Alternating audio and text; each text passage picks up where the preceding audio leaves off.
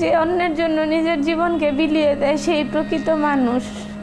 আমি যদি বেঁচে না ফিরি তবে কষ্ট না পেয়ে গর্বিত হইও।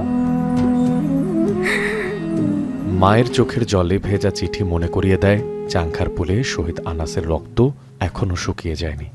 জীবনের প্রত্যেকটা ভুলের জন্য ক্ষমা চাই আনাস।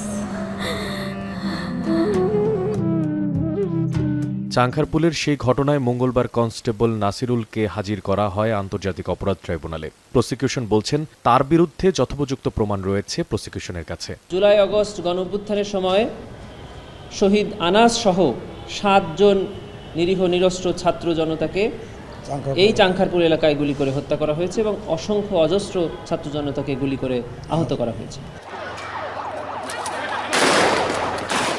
এদিকে 18 জুলাই সাভারের গুলিবিদ্ধ ইয়ামিনকে এপিসি গাড়ি থেকে ছুড়ে ফেলে দেওয়া সেই নির্মম ঘটনায় নতুন এক মামলা দায়ের করেছে প্রসিকিউশন। এই ঘটনায় জড়িত 10 জনের বিরুদ্ধে গ্রেফতারি পরোয়ানা জারি করেছে আন্তর্জাতিক অপরাধ ট্রাইব্যুনাল।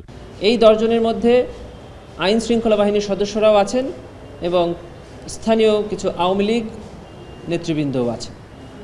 এটি আমরা তাদের গ্রেফতারের স্বার্থে আপনাদের সামনে তাদের নাম প্রকাশ করছি না। এদিকে এদিন খুলনা এলাকায় মানবতা বিরোধী অপরাধের দায়ে শেখ পরিবার সহ 12 জনের বিরুদ্ধে অভিযোগ দায়ের করা হয়েছে ট্রাইব্যুনালে। মশিউর অনিক, এখন, ঢাকা।